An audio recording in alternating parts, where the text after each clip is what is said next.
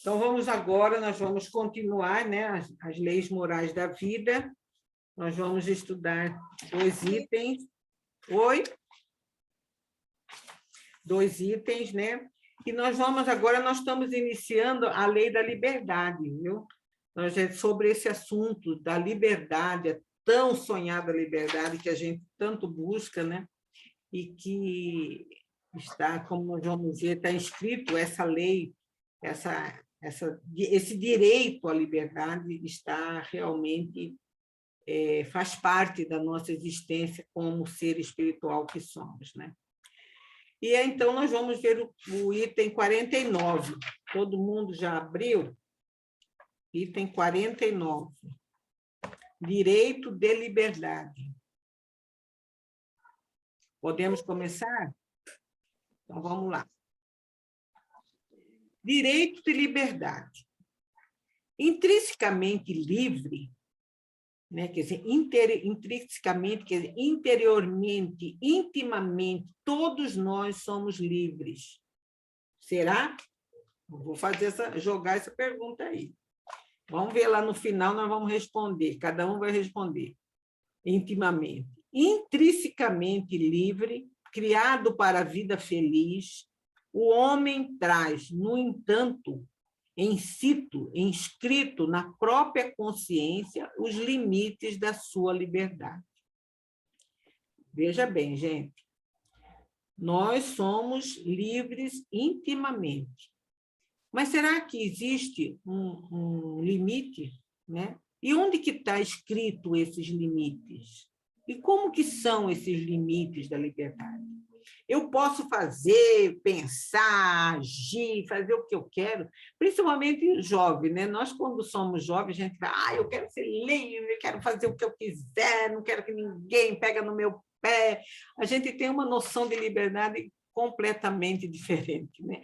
Muitas vezes, aquilo que nós achamos que é liberdade é uma prisão, né? Mas um dia a gente vai aprender. E onde que está escrito esse limite? Ela afirma aqui de forma muito categórica, na nossa consciência. Nós estávamos falando há pouco de consciência, né, do Pilatos, né? E lá ele percebia, ele sabia, porque ele tinha noção de justiça, ele tinha noção de liberdade. Então, lá na nossa consciência, nós sabemos até onde vai, até onde eu posso agir, né? Onde que meu gesto, meu ato, minha atitude pode ir sem ultrapassar o limite dessa liberdade. É isso que nós vamos ver e que a Joana vai nos trazer aqui, tá? Jamais devendo constituir tropeço na senda por onde avança o seu próximo, é-lhe vedada a exploração de outras vidas, sob qualquer argumentação das quais subtrai o direito de liberdade. Então, aqui ela já está dizendo, onde que está esse limite no próximo? Qualquer ato meu, qualquer gesto meu, qualquer atitude minha, que avança sobre o próximo, que tira do outro, né? Que explora, que limita o outro, opa, aqui eu não posso ir, aqui acaba meu limite, né? Até aqui eu posso ir, aqui eu já vou começar a incomodar, ou fazer mal, ou atrapalhar meu vizinho, meu filho, meu esposo, meu colega de trabalho, então aqui eu tenho que parar. Então, onde que está o limite? E eu sei disso. Ele está dizendo aqui, ó, tá? O limite dessa liberdade está inscrito na nossa consciência. Tá? Então, toda vez que eu ultrapasse, ou que eu avanço, né, no caminho de um próximo, que eu tolo a liberdade do outro, eu tenho que parar, porque ali acabou o meu espaço de liberdade. Né? Eu achei interessante que, na questão 826, o Allan Kardec pergunta aos espíritos o seguinte: qual seria a condição na qual o homem poderia gozar de uma liberdade absoluta? Não, nenhuma. Aqui eu estou livre, eu posso fazer. Aí, olha só a resposta que os espíritos dão a Allan Kardec. Qual que é Em que condição o homem poderia gozar de uma liberdade absoluta? Ele responde assim: o eremita no deserto. Por quê? Porque não tem ninguém, não tem próximo, só está ele lá. O limite, então, que conclusão que nós chegamos? Que o limite é o próximo. Porque assim como eu tenho liberdade de pensar, de agir, de falar, de fazer qualquer coisa, o outro também tem. E aí? Quando esses dois direitos se chocam, opa, peraí, até aqui você pode ir, daqui para lá não pode. Né? Então, por isso que ele diz assim, que no eremita, no deserto, porque lá ele está sozinho, não tem ninguém para incomodar ele. Então, lá ele pode fazer o que ele quiser, porque não existe o próximo. E aí me vem na cabeça assim, a gente, né? Lógico que nós estamos falando de Deus, né? É até uma bobagem que eu dizer, mas assim, a maravilha do equilíbrio das leis divinas. Então, eu sou livre, mas eu preciso da lei de sociedade, porque eu não consigo viver sozinho. Nenhum de nós não somos seres que, não, eu não preciso de ninguém. Nós precisamos um do outro. E nós crescemos com essa troca de experiência que nós temos com o outro, com o próximo, seja na família, seja em qualquer lugar, nós precisamos do outro. E aí nós desenvolvemos a nossa liberdade, os nossos direitos, mas principalmente também nós adquirimos as nossas obrigações, né? Porque a liberdade, gente, está diretamente associado à responsabilidade. É isso que muitas vezes os jovens, nós já fomos jovens, né? Eu já fui jovem, e às vezes a gente fala, eu sou livre, eu faço o que eu quero, não quero ninguém me pegando no meu pé, não quero ninguém me mandando, né? Mas a gente esquece que a gente precisa ter responsabilidade com essa utilização dessa liberdade que nós fazemos. Nós não podemos esquecer daquela recomendação, né? O plantio é livre. Eu posso escolher o que eu quiser plantar, mas a colheita é obrigatória. Eu tenho que colher aquilo que eu plantei. Então, a nossa liberdade está diretamente associada com a responsabilidade. É isso que a maturidade vai nos trazendo através da vida. Quando eu falo maturidade, eu estou me referindo à maturidade espiritual, né? Não é só a materialidade física dos anos que se passam, das experiências espirituais que nós vamos adquirindo, né? Através das reencarnações sucessivas. Né? Sem dúvida, centenas de milhões de seres transitam pela infância espiritual da Terra, sem as condições básicas para o autodiscernimento e a própria condução.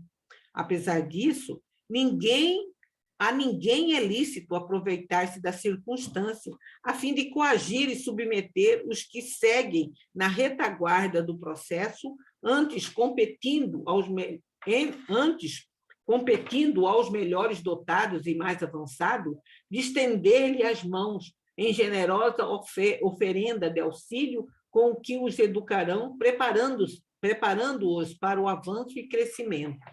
Então, ela reconhece aqui que mesmo se não existe um grau evolutivo único, né, para todos os ambientes, para todos os habitantes da Terra. Existem povos um pouco mais primitivos, né, mas isso não quer dizer que a gente deve tolir a liberdade dessas pessoas. E sim promover o ajuste. Jesus foi o melhor exemplo disso. Jesus foi o espírito mais evoluído que existiu entre nós, que encarnou entre nós. E, mesmo assim, ele utilizou para nos ensinar, para nos reerguer, deixando uma mensagem imperecível, que até hoje nós já estudamos, nós já debatemos, nós ainda estamos nos esforçando para viver na sua plenitude.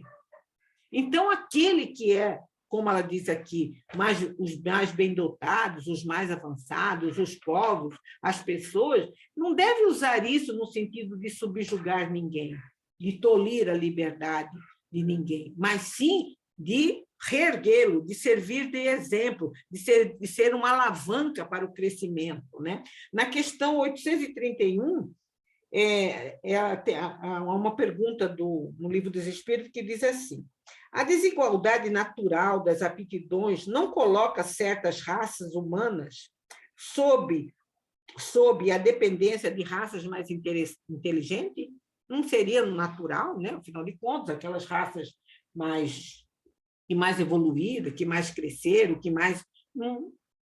elas não seria naturalmente, elas não teriam se subjugar aquelas raças mais inferiores? Ele diz assim, mas para a erguer, e não para as embrutecer ainda mais pela servidão.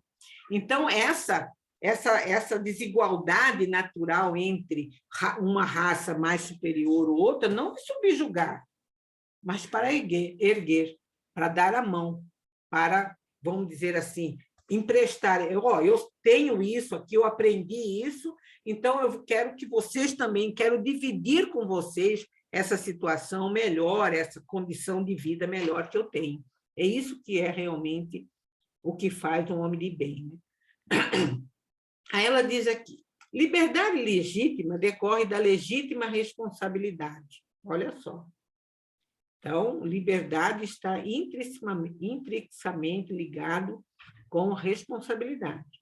Não podendo a liberdade, triunfar sem a responsabilidade. Você viu que uma coisa está atrelada à outra, né? A responsabilidade resulta do amadurecimento pessoal em torno dos deveres morais e sociais, que são a questão matriz fomentadora dos legítimos direitos humanos. Vou ler de novo. A responsabilidade resulta do amadurecimento pessoal em torno dos deveres morais. Olha só, deveres.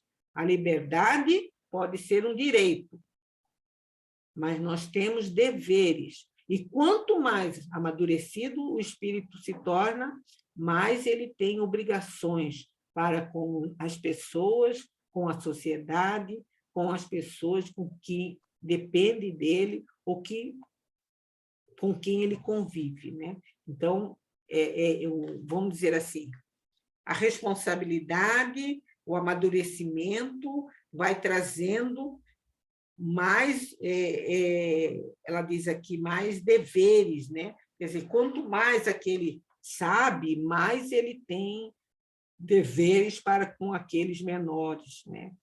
O caso dos pais em relação aos filhos, né? Aos líderes, que têm obrigações, né? E todos nós estamos num patamar que existe. Se a gente olhar um pouco para trás, a gente vai ver que tem situações diferentes abaixo de nós, mas também tem uma gama acima de nós, né? E essa liberdade que a gente busca tanto, né? Ela nos traz também mais responsabilidade e mais responsabilidade realmente em relação a outras pessoas, né? Pela lei natural, todos os seres possuímos direito, que, todavia, não excusam a ninguém dos respectivos contributos que decorrem do seu uso. É aquilo que nós dissemos anteriormente. A colheita, o plantio é livre. Eu posso escolher, por exemplo, plantar em derredor de mim os ciúmes, né? A calúnia, a fofoca, mas eu vou escolher isso também. Meu nome e eu vou estar sempre envolvidos nessas tramas, né? A gente viu lá na leitura anterior, no livro lá, vamos pegar o exemplo do Públio Lento, o que o Sulpício e a Flúvia plantaram no coração do senador? O ciúmes, a desconfiança, né? E, com certeza, é isso que eles vão colher. Se a gente, às vezes, a pessoa reclama assim, puxa, mas eu não sei o que eu faço, principalmente, às vezes, em ambiente corporativo, né? em empresa, fala, não sei, eu sempre estou enrolada com uma fofoca. A gente fala, olha, pensa bem, analisa bem como é a sua atitude. Será que você... A gente não vai falar isso para a pessoa, mas a pessoa deve avaliar, né? Será que você não alimenta no seu íntimo esse estado de conversinha para cá, fofoquinha para lá, diz que me diz que para cá? Por isso que você está sempre envolvida nesse ambiente, né? Se a gente quer se ficar livre de uma situação constrangedora, não é só afastar-se fisicamente, é afastar também intimamente, né? Porque eu colho aquilo que eu planto. Se eu estou sempre sendo envolvida em fofocas, em tramas, em diz-que-me-diz-que, será que não nasceu em mim essa situação? Não sei, né? É um caso de cada um fazer uma análise, né? Eu tinha uma amiga que a mãe dela falava assim, ela só arrumava namorado confuso, cheio de problemas. Ela fala, eu tenho dedo podre para escolher namorado.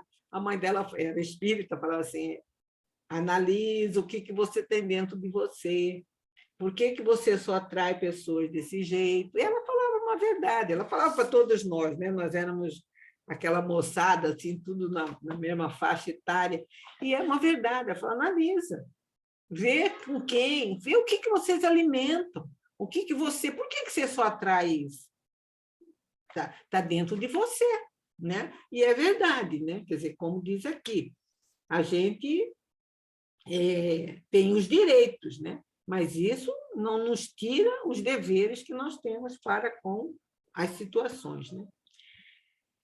Bom, aqui ela diz assim, a toda criatura é concedida a liberdade de pensar, falar e agir, desde que essa concessão subentenda o respeito aos direitos semelhantes do próximo. É muito simples, gente, né? É muito simples. Nós temos liberdade. Eu tenho liberdade de pensar, de falar, de agir. Mas eu tenho que lembrar que a Alexandra também tem essa mesma liberdade, né? Ela também tem a liberdade de pensar, de falar, de agir. O Paulo também tem, então, o filho dela também tem. Então, você veja bem, é aí que tem. Então, nós temos que ter o respeito. Assim como eu quero que me respeitem a minha maneira de ser, eu também preciso desenvolver o respeito pela maneira de ser do outro, que nem sempre vai ser igual a minha. Olha que coisa profunda, assim, interessante, e é um desafio a vida nos proporciona, né? Quer dizer, a gente criar esse ambiente de respeito dentro de uma casa, dentro do ambiente de trabalho, né? No trânsito, no ambiente social. Eu moro em condomínio, gente, eu costumo dizer assim que o condomínio é um exercício de cidadania, viu? Porque você tem que cuidar desde o sapato que você anda para não salto, para você não ficar toque, toque, toque, toque, toque, pisando, fazendo barulho com o vizinho de baixo. Você vai escutar uma música, você não pode pôr alto demais para não atrapalhar, porque você não sabe se o vizinho gosta do ritmo da música que você gosta, entendeu? Você, quando chega mais tarde, você não pode subir as escadas falando numa altura. Olha, eu falo assim, isso aqui é um exercício de cidadania. Porque eu tenho que pensar no outro. Eu lembro que minha sobrinha fala, tira o sapato na porta, porque fica andando com esse salto. Toc, toc, toc, toc, toc. Você não sabe se tem um vizinho lá que quer dormir, se está doente, e você andando. Esse salto você escuta, né? Vai falar, fala numa altura que você escuta o que está falando, né? Então, eu acho assim, é um exercício, porque a gente precisa pensar que o outro não é obrigado a gostar e nem fazer tudo que a gente gosta. E aqui está muito claro isso, né? Continuando aqui. Desde que o uso da faculdade livre engendre sofrimento e coerção para outro, incide-se em crime passível de cerceamento daquele direito, seja por parte das leis humanas, sem dúvida nenhuma, através da justiça divina. Então, veja bem, toda vez que essa faculdade livre, que ela diz aqui, provoca o sofrimento, provoca a repressão em outro, é um crime. Ela está dizendo, não sou eu que estou falando, tá? É um crime que, se não for punido, um crime que passível, olha só, passível de cerceamento. de restrição. Se não for passível pela lei humana, que ainda é falha, vai ser punido pela lei. Não gosto nem de usar essa palavra punido, né? Mas vamos dizer assim, será enquadrado na lei divina. Aí a gente vê as doenças hereditárias, as situações que a gente vive. Mas por que eu estou vivendo isso? Faça uma análise. Busque lá a resposta do porquê no seu interior, que você vai encontrar. Graças a isso, o limite da liberdade encontra-se inscrito na consciência de cada pessoa, que ela já diz lá no início, né?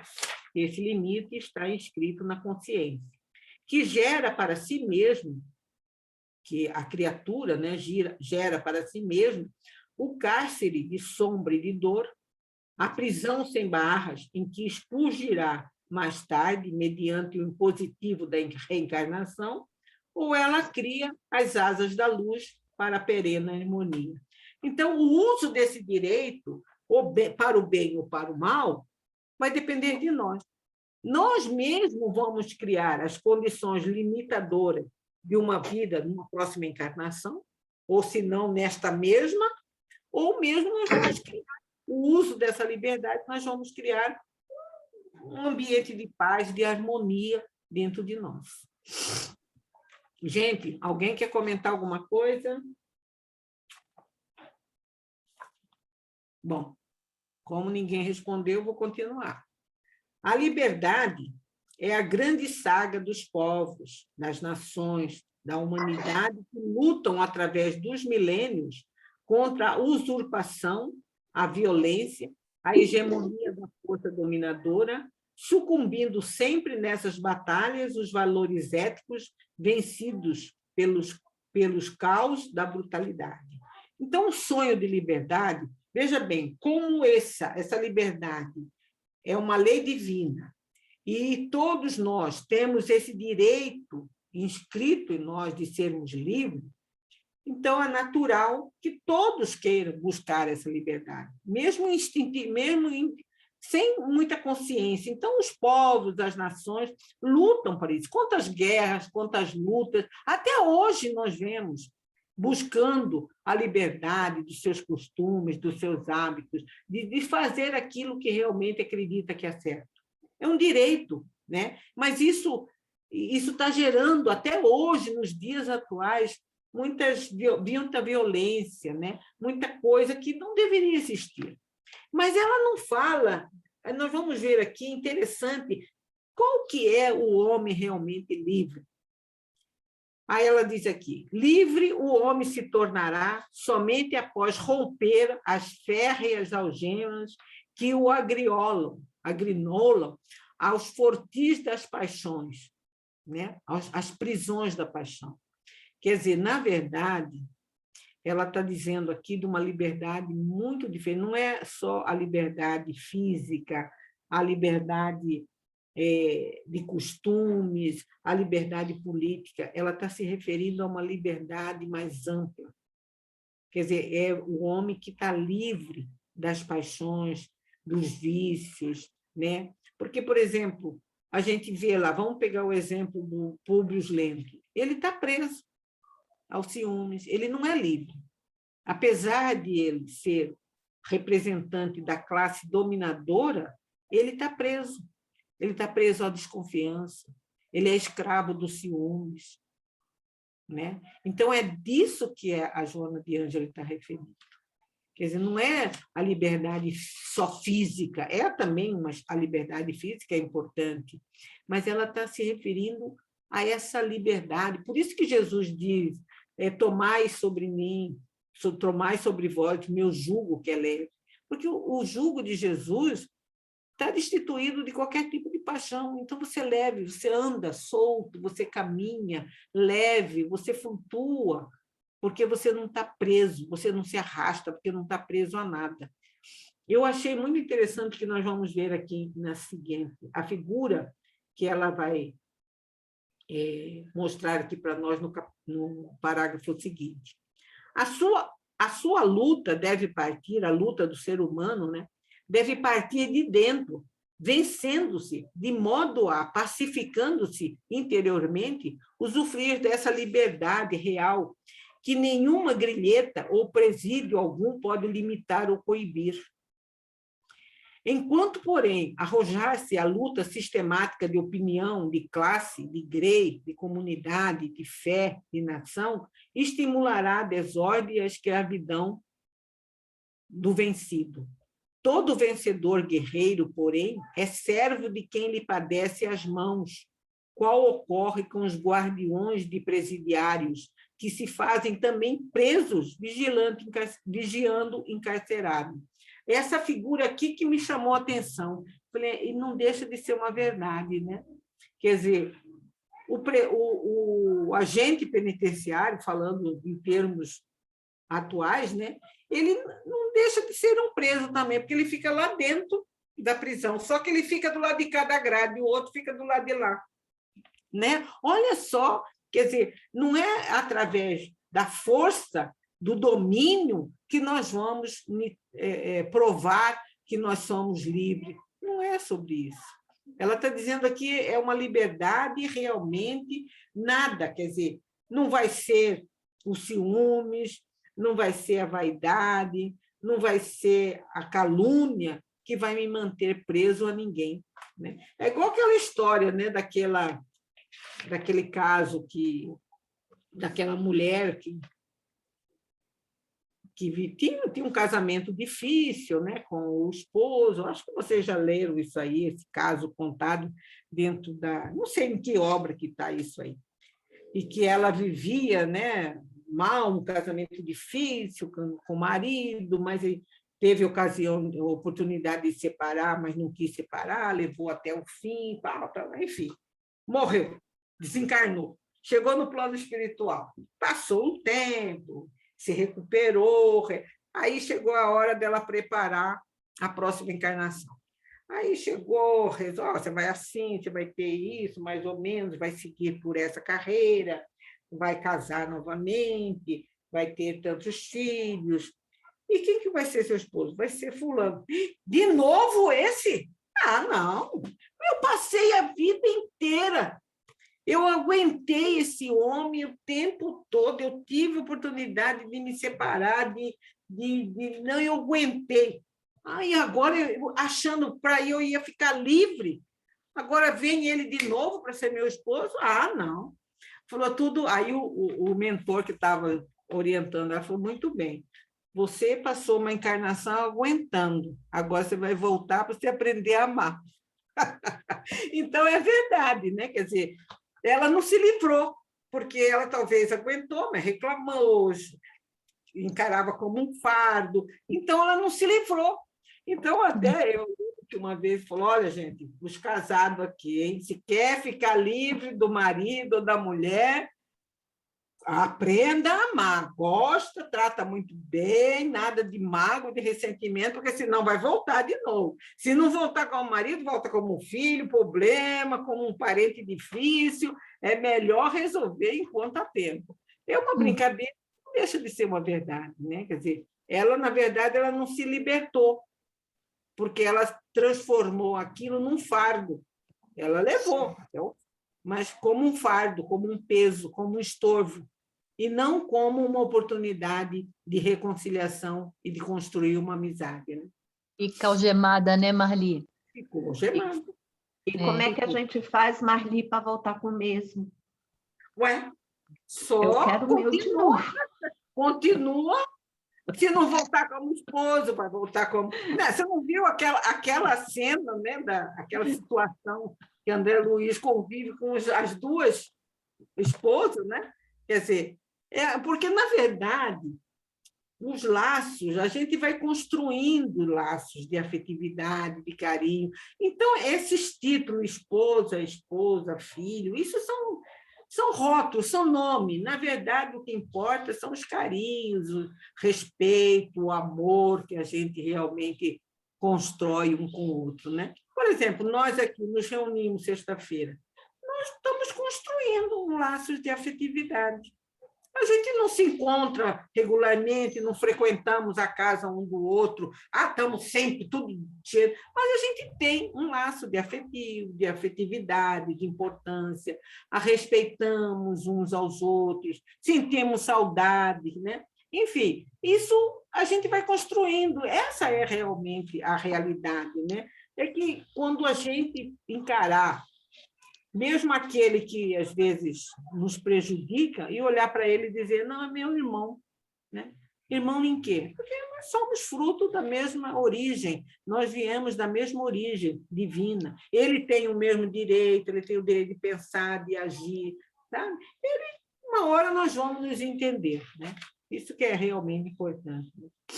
O Marli, Oi. falando aí da situação da Malu, é essa mesmo, não, é essa mesmo, né? É. Você se liberta quando você não tem mais a mágoa. Sim. Não tem mais não que não vá vir junto, grande probabilidade que venha, mas não tem mais essa algema obrigatória. Porque Sim. você fala assim, não, eu quero o mesmo marido. Maravilha!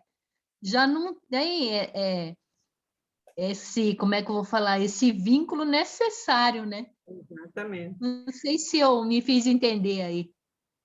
É porque o amor você já conseguiu desenvolver. E o amor, ele não tem nome, não é. Se você pensar, esse negócio de falar amor filial, amor maternal, amor à pátria, isso são nós ainda, vamos dizer assim, ainda meio atrasado, que rotulamos o amor é único. Então, quando você já conquistou um grau de companheirismo, de amizade, não se perderá nunca mais. Exatamente.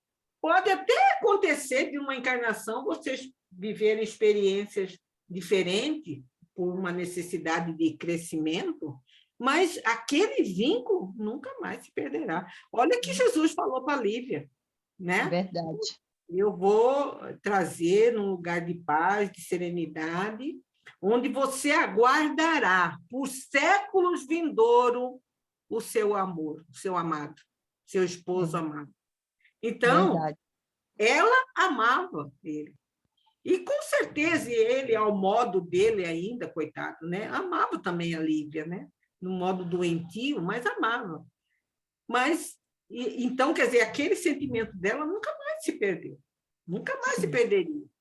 Ela encontraria novamente ele. Tanto que Jesus garante, por séculos vindouro, mas não importa o tempo, vocês vão se encontrar novamente.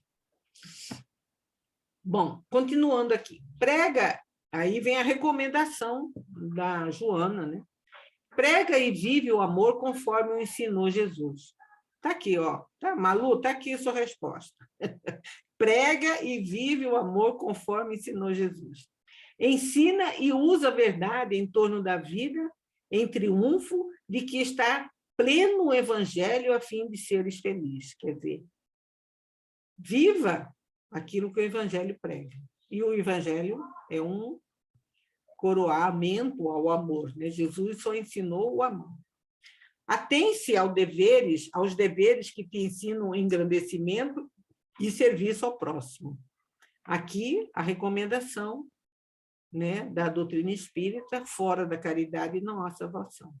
Então, não é fora da igreja, não é fora disso, é fora da caridade. E caridade, nós aprendemos que existe 1000 maneiras de exercitar.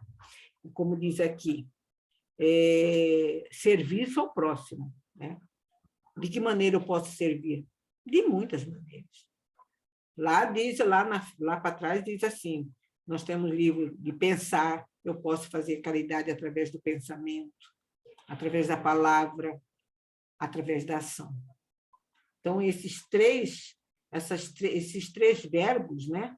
Pensar, falar e agir, são verbos, o que é o verbo? É a ação, né? Representação. São atitudes que podem promover essa caridade. E caridade está ligada diretamente ao amor. Né? O trabalho pelos que sofrem limites e tumultos ensinar-te-á autoconhecimento, favorecendo-te o júbilo de viver e a liberdade de amar. Porque quando nós não temos liberdade, quando nós estamos presos ainda às paixões, nós não conseguimos amar, então nós não somos livres. E nós precisamos ser livres para poder realmente exercitar o amor. Na violência, ela vai dar o exemplo aqui de Jesus, né? Olha só. Na violência trágica do Gólgota, não vemos um vencido queixando-se, esbravejando impropério e explodindo em revolta. Foi assim que Jesus chegou até lá. Sua suprema sujeição e seu grandioso padecimento sobre o flagelo, sobre o crime da loucura dos perseguidores gratuitos, atinge o clímax no brado de perdão a todos. Quando Jesus, Pai, perdoa, eles não sabem o que fazem. Eles são crianças ainda, espiritualmente falando. Aquilo que ele estava acima.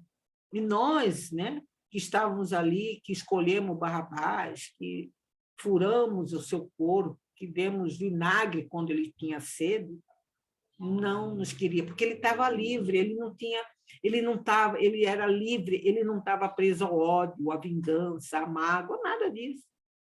Enxergou-nos como crianças. E é interessante a gente analisar isso, porque a gente fala, bom, mas ele é Jesus Cristo, eu não sou. Mas, às vezes, a gente passa por uma situação de uma calúnia, de uma perseguição. Se a gente olhar aquele que nos persegue, aquele que nos calunia, aquele que, às vezes, provoca uma mágoa, um sofrimento em nós, se a gente olhar que aquela criança, que aquela pessoa é uma criança, mesmo sendo um adulto, né, que espiritualmente é uma criança que ainda vai aprender, que ainda vai trilhar o caminho de recuperação daquele delito que ele está cometendo, a gente consegue não se deixar envolver pela mágoa, sabe? É importante a gente... Lógico, Jesus tinha essa capacidade, mas a gente, dentro do nosso universo, a gente pode exercer, sim, isso. Basta querer, né? Ingratos, cruéis, insanos, em insuperável ensinamento sobre a liberdade de pensar, falar e agir, com a sublime consciência responsável pelo dever cumprido. Então, ele era livre, e ele veio para cumprir aqui uma missão, e cumpriu. Né? Isso que a mensagem de Joana diz, assim. Quer dizer, ele não estava preso à calúnia dos sacerdotes, à inveja, nada disso, aquilo nada afetava. Né? Ele realmente conseguiu, e esse exemplo que ela pede que nós sigamos. Né? Então, aqui chegou esse. Agora nós vamos lá, ainda está uns minutinhos, dá tempo. Esse outro tema aqui, ele é bem curto. A gente consegue chegar, porque agora estou vendo que é 3h15, mas 3h14 dá tempo. Aí, no final, a gente abre um espaçozinho aí para a gente conversar um pouquinho. O bem, chama o bem sempre, é o item 50, tá? O bem sempre. O bem que deixes de fazer, podendo fazê-lo, é um grande mal que fazes. Gente, isso aqui é uma... Né? Porque a gente pode falar assim, não, eu não fiz nada de errado, mas será que você não fez o bem que podia fazer? E é engraçado que a gente vê que a lei humana, que não sei quem que é advogada, eu acho que a Malu, né, poderá me ajudar, a gente vê que a lei humana, ela prevê a omissão, né? Então, a gente está vendo, não vou fingir que eu não estou vendo, porque vai me trazer complicação. Não, ele está dizendo, o bem que deixas de fazer, podendo fazer, eu tive a oportunidade de fazer o bem e não fiz, porque, vamos dizer assim, ia dar trabalho, ia complicar, ia dar uma... Esse também é um mal. É o mal da omissão. Então, hoje em dia, não está se falando tanto que antes havia aquele ditado, em briga de marido e mulher não se mete colher. Hoje já estão falando ao contrário. Tem que meter a colher, porque se você está vendo que a mulher está sendo espancada, que está sendo agredida, que está sendo humilhada, e você está vendo isso, e não faz. Você está vendo que uma criança está sendo molestada, e você não fala nada, tem que fazer.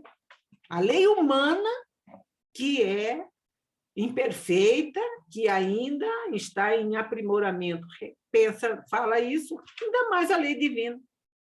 Então, fingir, né, ignorância diante de uma coisa para não atrapalhar, porque vai dar trabalho, olha, não sei não se a gente é talvez até mais culpado do que aquele que executa. Né?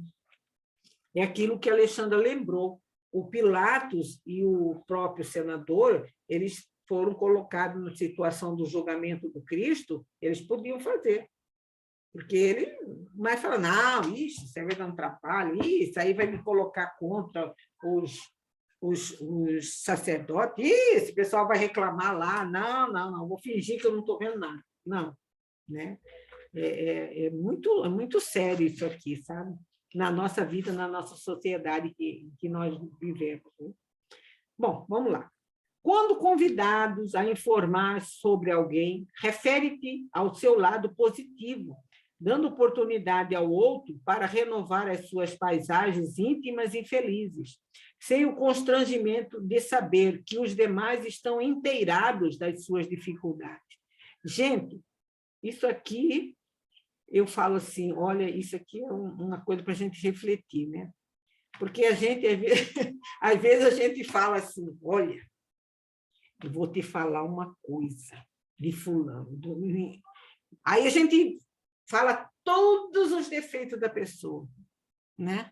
Ele está dizendo que quando a gente for chamado a testemunhar, a falar alguma coisa, fala o lado positivo, né? Não precisa criar uma situação constrangedora para a pessoa, de colocar o negativo, porque, às vezes, há um sentimento até de vingança, né, do que propriamente de querer ajudar. Né? É interessante isso aqui, a gente tem que pensar muito bem aqui. Né? Porque, e outra coisa, quem somos nós para ficar desfiando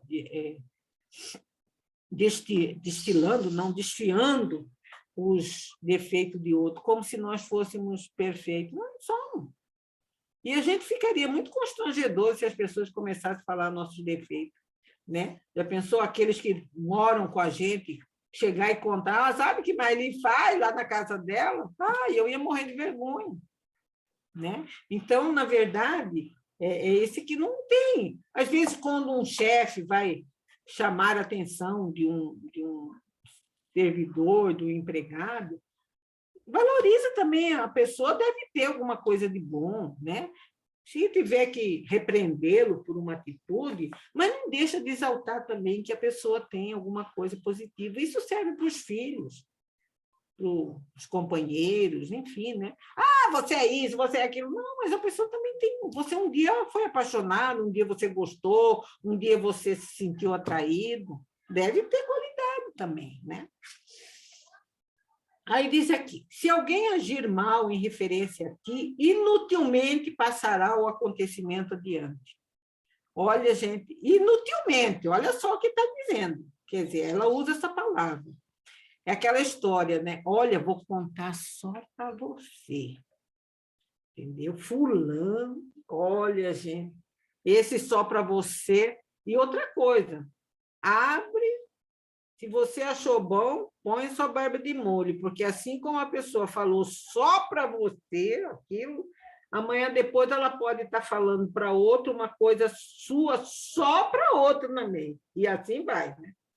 Então, eu achei muito... Se alguém agir... Qual a utilidade que eu tenho de repassar uma coisa que me aconteceu de forma negativa? Resolve com a pessoa e acabou.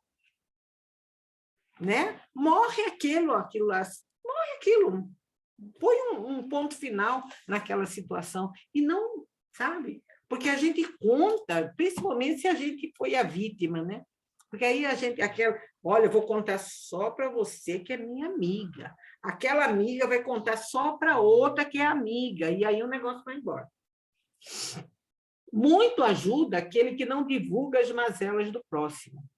Hábito salutar se deve impor o cristão para o feliz desiderato na comunidade em que realiza suas experiências evolutivas. O que é? Qual que é esse hábito? Policiar a palavra.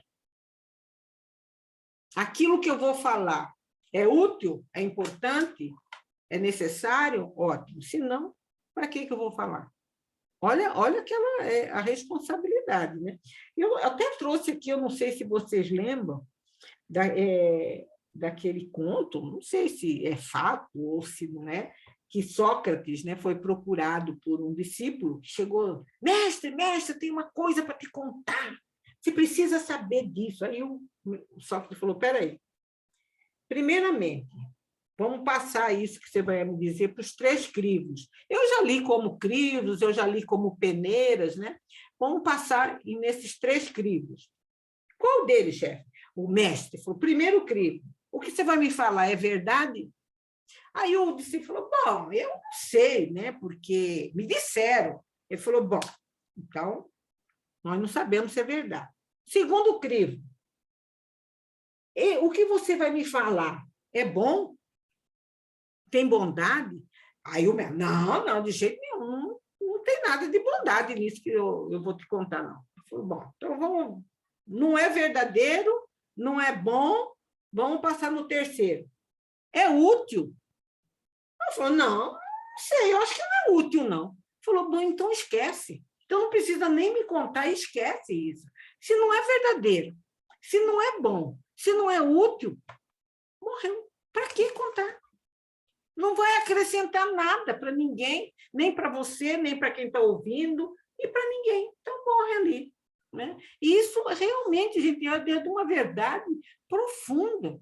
Quantas confusões já saem por causa desse negócio de em família, ver porque falou, porque contou, porque, sabe? Que poderia muito bem ter morrido ali, né? Escutado ali, pronto, morreu. Não precisa passar adiante, né? Por isso que o título aqui é O Bem Sempre, né? Infelizmente, a invigilância em relação ao verbo tem sido responsável por muitos desabores e conflitos que não se justificam. Aliás, coisa alguma constitui desculpa honesta para contendas e perturbações. A civilização e a cultura, engendrando os valores éticos da educação, constituem eficientes recursos para que o homem se liberte das paixões inferiores, que geram esforços, agressões, pelejas, através dos quais resvala inexoravelmente de retorno às expressões primitivas que já deveriam haver superado. Quer dizer, você começa, às vezes, uma conversa de falar, de passar adiante, de diz-que-me-diz-que, de discussão infrutífera, que, às vezes, leva a pessoa, como eu falo, a ter atitudes primitivas, né? Briga, sai no soco, coisa que a gente já não deveria. Ela está dizendo que isso aí já deveria estar superado. Já foi tempo, lá do tempo do homem na caverna. Hoje nós temos capacidade de conversar, de nos entender, de nos expressar de forma educada, com respeito. Né? Se eu não consigo conversar, deixa, espera um outro momento, né? um outro período, acalma, espera que os ânimos não precisa. Ela diz que isso aqui são expressões primitivas, discussões, bate-boca, briga. Quantas vezes a morte, a pessoa discute quando vai na casa, busca uma arma e dá um tiro, por causa de uma briga de trânsito, porque uma discussão, ou porque colocou... Eu lembro que lá em Ladária teve um caso assim, lá em Corumbá, Ladária, teve um caso assim, que chocou bastante na época. O vizinho matou por causa de uma galinha, porque a galinha pulou o quintal e fez cocô lá na varanda. Isso ele já tinha falado uma vez da galinha. Ele pegou o revólver e matou o outro, um homem simples, assim, sabe? Um homem, uma pessoa boa, que na época se chamou a atenção, quer dizer, destruiu 2 famílias que eram até amigas, porque eram vizinhos, por causa de uma galinha. Não é uma atitude, como ela diz aqui, primitiva? É uma reação primitiva, né? Se deixa levar por causa de uma galinha. Toda interpelação agressiva, qualquer verbete ferinte, cada reação violenta constitui ingrediente para a combustão do ódio e a semeação nefasta da amargura. útil quão urgente o esforço pela preservação da paz íntima, mesmo quando concitado ao desvario ou diretamente chamado ao desforço pessoal. E como que a gente constitui essa paz íntima? Porque nós reagimos de acordo com o que nós temos dentro. Por quê? Se você é uma pessoa que já está de bem consigo próprio, que se conhece, você não é que uma pessoa vai me falar que vai me tirar do sério. Se aquilo que a pessoa falou, ou que aquela pessoa fez, me desequilibrou, é porque aquilo ainda me incomoda. Então, a gente precisa... Por isso que eu dizer, a minha reação vai acontecer em função do que eu carrego dentro. Se aquilo que eu estou lutando para me manter equilibrada, para ter mais discernimento, para ter a paz, se eu me preocupo com isso, se eu me conheço também, veja bem, né? Que eu sei, então a minha reação vai ser de acordo. Esse negócio de a gente falar, né? Fulano me tira do sério. Não é fulano que tira do sério, é você que não consegue se equilibrar. Ou não pode ser contrariada. Às vezes tem gente que não pode ser contrariada. Se contrariou, ela vira bicho. Enquanto estiver tudo concordando com ela, fazendo sim, sim, sim, ótimo. Falou não, vira bicho.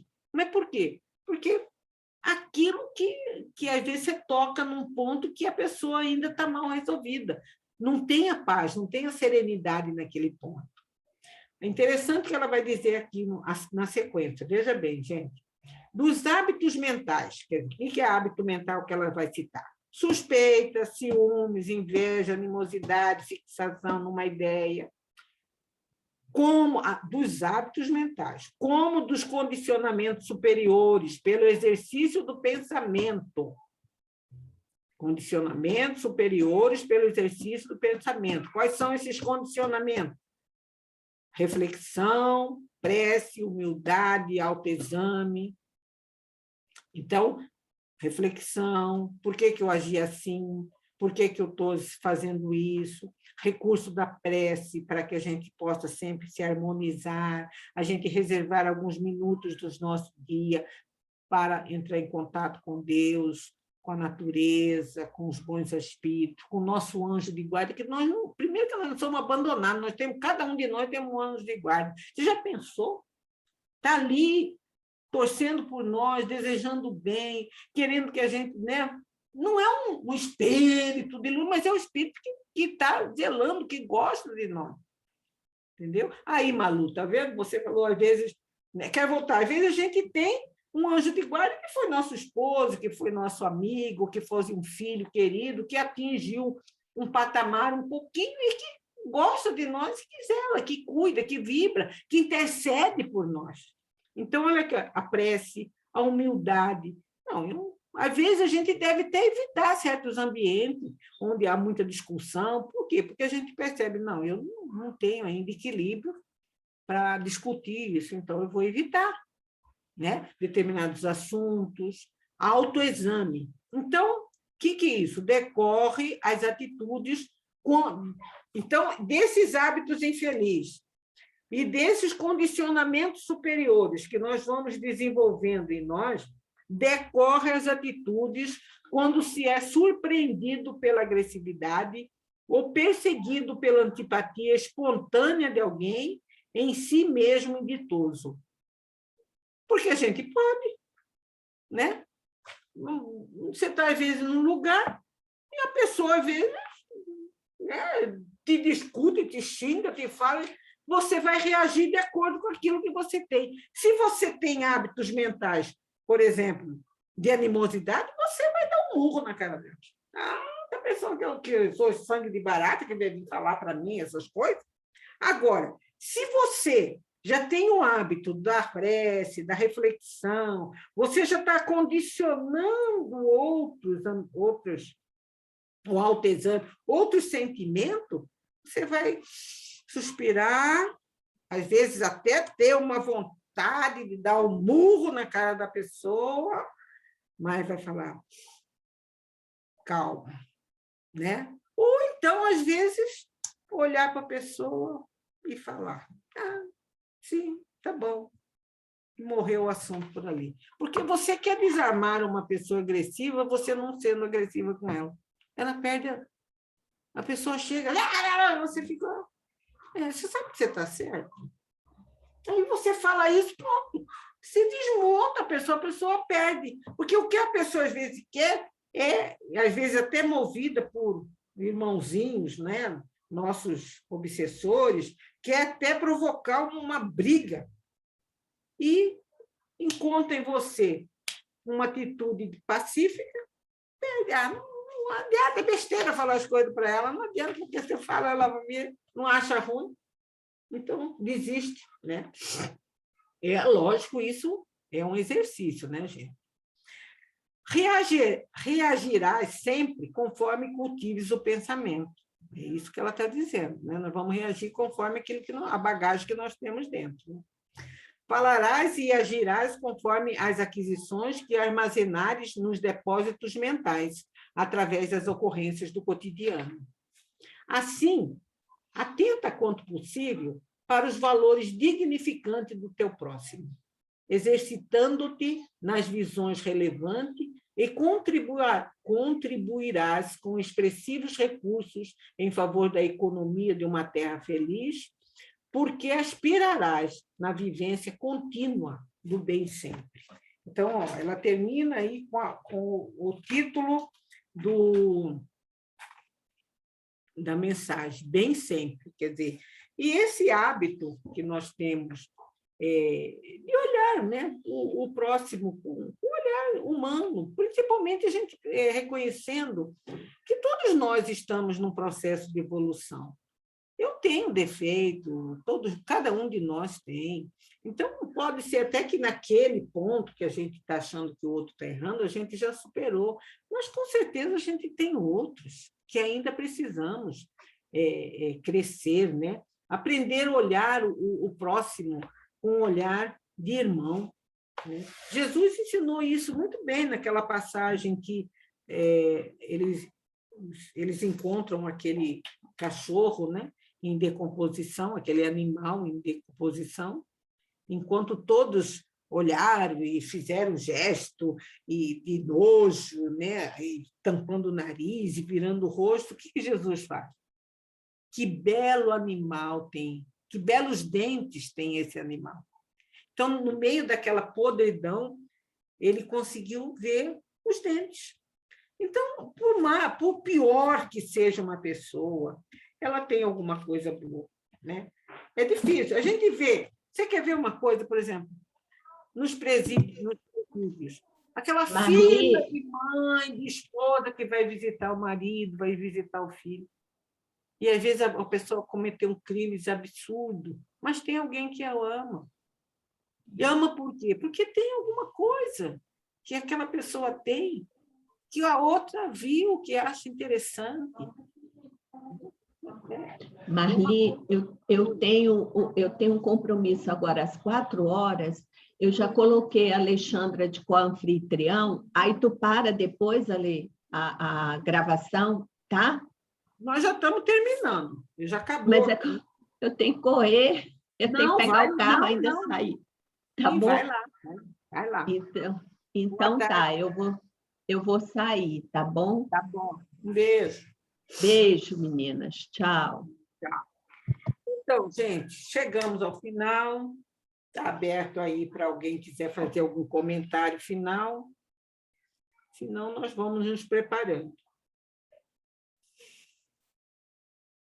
Vamos ver quem que está aqui para me pedir. Eu vou olhar aqui. Quem que sobrou? Vamos falar quem que sobrou. Não é resto nem nada, né, gente? Não é resto nem nada. Estou vendo o Paulo. Estou vendo você aí. Você não quer fazer a prece para nós, Paulo? Faz tempo que você... você é o representante masculino. Nossa. Ah, meu Deus do céu. Estou aqui tentando esticar meu ciático. Então, quem sabe você faz uma prece Encaminha boas vibrações para o seu ciático aí. Quem sabe? Deixa passar o fluido bom, né, Marli? Muito boa a tua aula. Nossa, Você mano. vai abrir o canal para receber os bons fluidos. Se Deus quiser. Mestre amado Jesus, agradecidos estamos pela oportunidade de ter acesso a essa terceira revelação, de estarmos tendo acesso ao que tem de mais moderno, ao que tem de mais adequado para os nossos dias, tanto em termos históricos quanto psicológicos. Grato, Senhor, pela oportunidade do convívio fraterno, pelo compartilhar de experiências. Gratos pela saúde que temos, que é um dom divino concedido por Deus, que nos foi dado e pode nos ser retirado a qualquer momento. Gratos por ter a oportunidade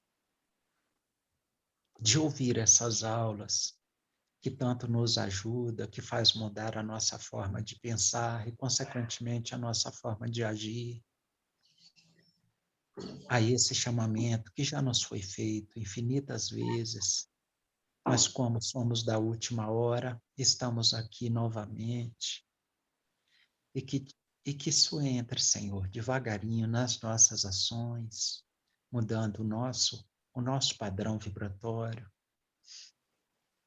que nós consigamos fazer o exercício para colocar em prática isso que nós estamos aprendendo. Somos muito mais tocados pela ciência, e o Espiritismo chega até nós, principalmente por essa vertente,